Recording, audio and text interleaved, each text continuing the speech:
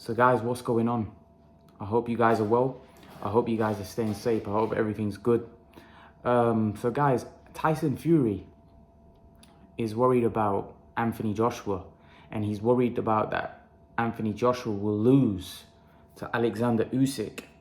A lot of people are saying that they feel that there's a great chance that Anthony Joshua may lose to, or there's a greater chance of the undisputed fight not happening because they feel that Anthony Joshua might not pass his test against Usyk. There's a lot of people that think that Anthony Joshua is too big and too strong for Usyk and he'll knock him out. Tyson Fury is obviously putting his concern out there. Now, I've said this before, that Tyson Fury has always backed against AJ. Like, he even thought Pulev would beat him. He even thought Ruiz would beat him in the rematch. He thought Parker would beat him. So Tyson Fury is, there's a pattern with Tyson Fury and AJ. He always seems to pick against AJ. I believe Tyson Fury is the best heavyweight in the world from what I've seen. But you know what? I've got to give AJ credit. AJ fights the best time and time again. He fights all the best guys. And you know what? One thing that kind of disturbs me about Fury is the fact that he doesn't give Joshua any credit. I get he's his rival and all that. But when you look at the competition between the two, Joshua's resume is 10 times better than Fury's resume, when you think about it. And Fury almost dismisses everything that Joshua's done. Like, he dismisses like when you look at his resume, really, Fury's only really fought two people in his career. That's two world-class fighters, and that's Wilder and Klitschko. That's it.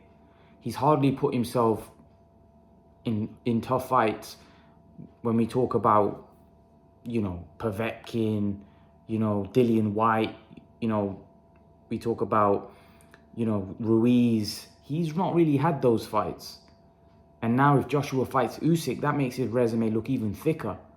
So there is a great chance that Joshua may lose because he's fighting better fighters. Now, yes, Fury's fought Wilder, and I think Wilder's very dangerous, and I think Wilder's one of the, I think there's three top heavyweights: Wilder, Joshua, and Fury. And I think Usyk will eventually be in that mix, although a lot of people aren't convinced he's a big heavyweight and he's not a heavyweight. I believe Usyk will eventually put himself in that mix. So I think Joshua's probably fighting, for me, out of the top four top heavyweights. I believe Usyk's going to be one of them, although he hasn't got the credibility yet because of his performances, and the guys that he's fought at heavyweight thus far haven't been that great. People are doubting Usyk, whether he can be a top heavyweight. I disagree. I think Usyk will be a top heavyweight, and I think he will be a problem. But in terms of Tyson Fury saying that Anthony Joshua may lose, I do have that concern. I want to see an undisputed heavyweight champion, but I do think there's a chance that Usyk could beat Joshua. I'm telling you, Usyk's a really good fighter. Do I think Tyson Fury is saying it because he believes that Anthony Joshua will lose? I don't think so. I think Tyson Fury is just maybe putting pressure on it. Joshua, you know, I don't know. Maybe he wants to see him. I don't know. I don't think Tyson Fury would want AJ to lose, because that would be putting, you know, £70 million down the drain, you know, because that's probably what he would get for fighting AJ. So probably puts all that money down the drain if he loses. So I don't see what benefit Tyson Fury would get apart from the satisfaction his rival got beat and he can claim he's the best heavyweight in the world.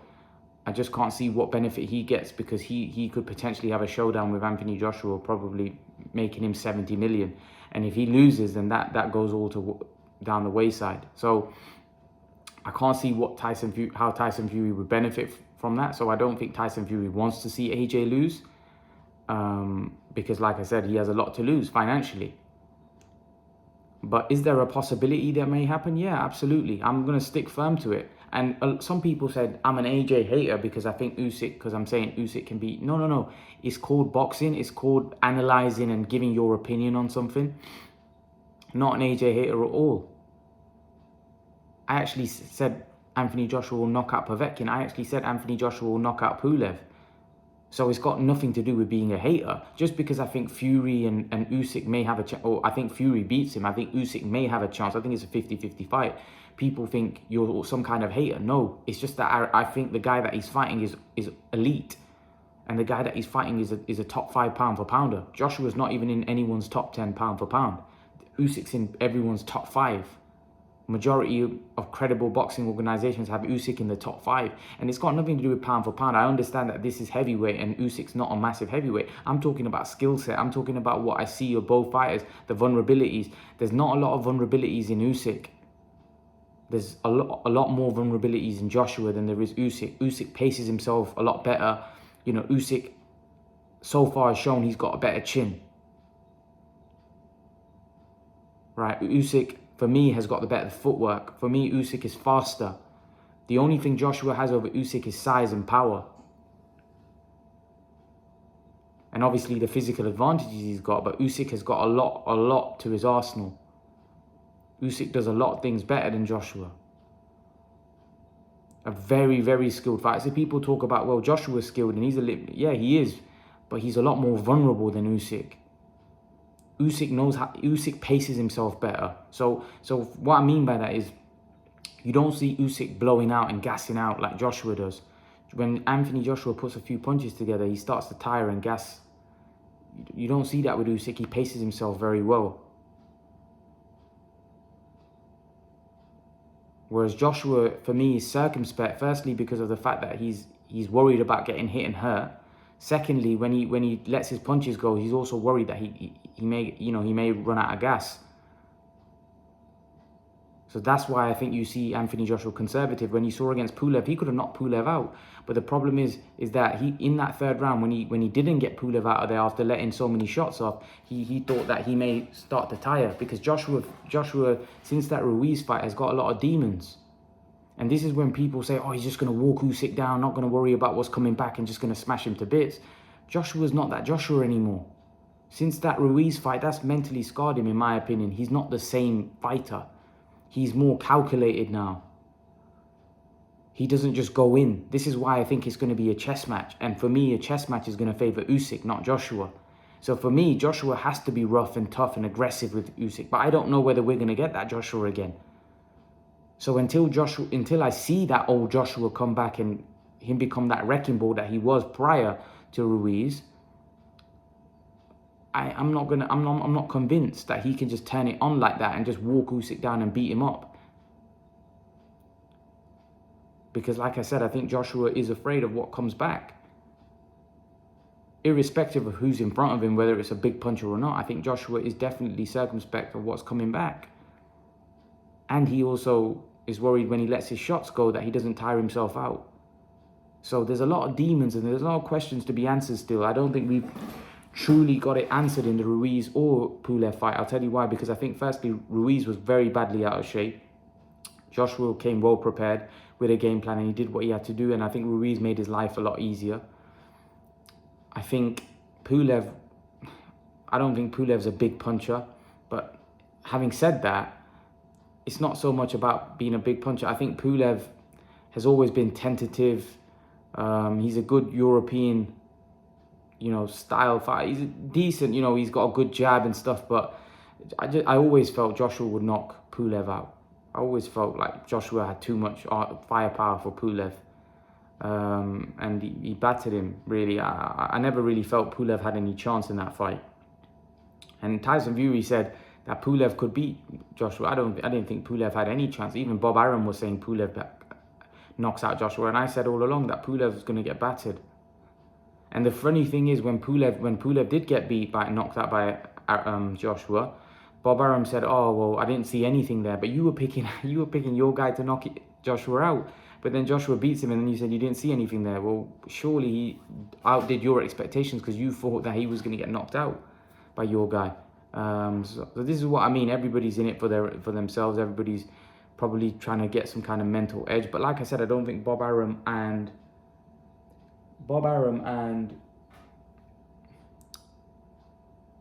Fury don't gain anything out of. They don't gain anything whatsoever out of Joshua losing. Nothing, because if anything, they lose a lot of money. So I'm pretty sure they're hoping Joshua can pull it off because they know what benefit it does to them financially. Joshua wins, it makes Tyson Fury a hell of a lot of money, and Bob Arum, because Bob Arum will get his cut as well. But yeah, hopefully Joshua can pull it off, and hopefully Tyson Fury can come through against Wilder, which, by the way, to be honest, with that fight, I'm not so, like, although I want to see Fury Joshua, if Wilder was to beat Fury, look, I would prefer if Joshua beats Usyk. I'll tell you why. I think if Wilder was to beat Fury, I think that fight between him and AJ is massive and a great fight. I just think Usyk against the winner of Wilder Fury, I don't think has that same appeal that a fight with Wilder or Fury with AJ would have. So I am hoping that AJ comes through. Because if Usyk was to beat Anthony Joshua, then I just don't think that undisputed fight has that same appeal that it would do if Joshua was the winner. So that's just my take. I want to talk about Conor Benn. Guys, you probably heard it. Conor Benn is fighting that new on the Fight Camp show. So basically, Eddie Hearn's got a 3-week fight camp like he did last year in his back garden, but this time there's going to be a crowd there. And the first week, Conor Benn is fighting Adrian Granados. Now let's talk about this. Conor Benn, they're looking to matchmake Conor Benn. They're looking to get Conor Benn credible opponents after the Vargas fight. And listen, I like the Granados fight. Granados is a tough guy. I remember his fight with Danny Garcia was very tough. Danny Garcia beat him badly, but it was, he brought the heat, and he brings the heat. He's very exciting. He don't take a step back. I don't know how much Adrian Granados has got left, but if he has got something less, I do think that Granados could be a tough fight for Conor Benn. But again, I just don't know. Is it again another great matchmaking kind of thing going on here, where they've matched him against the guy that's the biggest name, that's fought big names, but unfortunately is at the other side of his career? Might be the case. I do think that after Granados, if he comes through, by the way, because like I said, I still have doubts about Conor Benn. And I thought Samuel Vargas could be a dangerous fight. Now, he walked through Samuel Vargas. He caught him cold and he just wiped him out of there. I still have my doubts. I don't know how good. Now, some people think Conor Benn is developing into a world-class fighter. I don't know yet. Until I see Conor Benn tested and put in a hard fight, which he will eventually be in. There's no doubt about it. I think if he was to walk through Granados, which, again, I have my doubts. I don't think he's going to walk through him. I think it's a fight he should win. But is he going to walk through Granados? I'm not sure. I do think that's a good fight. But then if he was to be successful, I do think the wheels have to come off and then he has to have a big fight. Now, I think then after that, they will be looking at guys like Amir Khan, Kell Brook, Sean Porter. I do think those are the names that are going to be after Granados, if I'm honest with you. I think those are going to be the names that he's going to be calling out. Now, I do see Amir Khan training. I do see him doing a lot of strength and conditioning. So that makes me think that there's something in the pipeline for him. I've not heard much of Kell Brook. Also, I don't think Kell Brook and Conor Benn is really a possibility because I think they're good friends. So I can't really see that happening. Sean Porter, I don't really see Sean Porter wanting to fight Conor Benn. Sean Porter's still a top-level welterweight, still ranked in the top 5 or 6. Why is Sean Porter going to want to fight Conor Benn? I don't... He may do, because Sean Porter is a guy that he takes a challenge. He just fought Formella. And listen, I do think out of the top welterweights, if there's anyone that's going to be willing to face Conor Benn, I do think it's Sean Porter. Because Sean Porter strikes me as the type of guy that's willing to fight anyone. If the money's right, I think he'll fight anyone. Literally anyone. I don't think he's afraid of fighting anyone. But again, I think a guy that's not being mentioned is David Avanesian. Now, Rob Tebbett made a good point to Eddie Hearn. He basically said that Josh Kelly and David Avanesian were going to fight, and the consensus was if Josh Kelly beats David Avanesian, the winner fights Conor Benn, or if Josh Kelly wins, he fights Conor Benn. But now David Avanesian beats Josh Kelly, and no one's talking about David Avanesian and Conor Benn. And Eddie Hearn was quite straightforward. He said, I think that's a tough fight.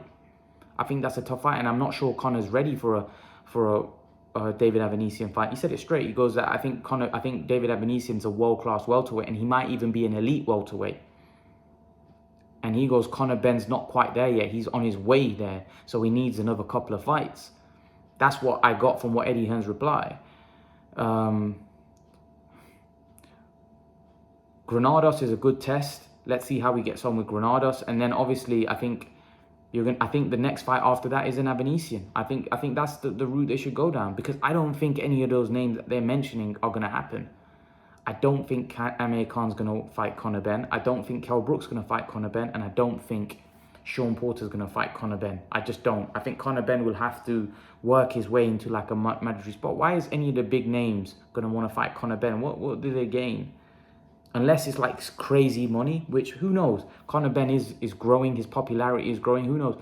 If Conor Benn profile rises, right, to a point where, you know, they can bring Sean Porter here and have a huge fight, then who knows? That's a possibility. Or maybe an Amir Khan fight pays Amir Khan millions, and then he becomes interested in that fight. I just don't know. I don't know.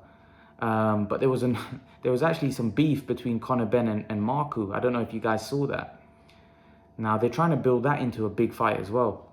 And Conor Benn basically said that, you know, get ranked in all the governing bodies, get a title.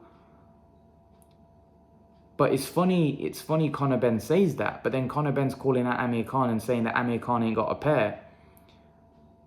But then when Marku, who's in the same, because to Amir Khan, Conor Benn don't bring anything. What does Conor Benn bring? He doesn't have a title. Amir Khan said the same thing to him, go and win a title. But yet he said the exact same thing to Florian Marku, go win a title. Just the same way Conor Benn views Marku, that's the same way Amir Khan views Conor Benn. So what's the difference there? One guy's achieved everything that Conor Benn wants to achieve, right? And he's looking at Conor Benn, what do I gain fighting you? But yet you're looking at Marku and saying, I'm ahead of you, I'm ranked, what have I got gaining fighting you? But it's a big fight. It would be a big fight. Now, Barry Hearn, Florian Marku was being interviewed, and Barry Hearn was there as well. And Barry Hearn said that I don't think that fight should be made right now. I think they should marinate it, make it bigger, and when the fight makes financial sense, the fight will happen. And I agree with him. I think the fight makes sense when, you know, it becomes a bigger fight. I think it's too green at the minute. But again, is Florian Marku going to become a world-class welterweight? Is Conor Benn going to become a world-class welterweight? It all depends. Like, they're talking as if both these guys are going to go on to become top welterweights. I'm not sure. I'm not sure whether either guy, like I said, if Conor Benn was to fight David Avanesian, I'm not sure he beats Avanesian. Avanesian's a very good fighter. You know, from what I saw with Josh Kelly, he took him apart. He took Josh Kelly apart.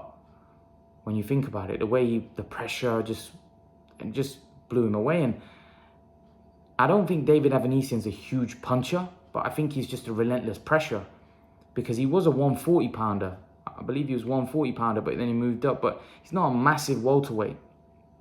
But I think the constant pressure is going to be a test, because David Avanesian's a pressure fighter. You know, he's a tough guy as well. So that's a tough fight for Conor Benn.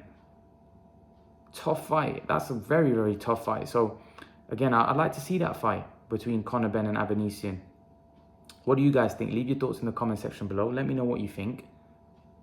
And guys, remember to please like, share, and subscribe to my channel. I'll see you guys in the next video. Peace.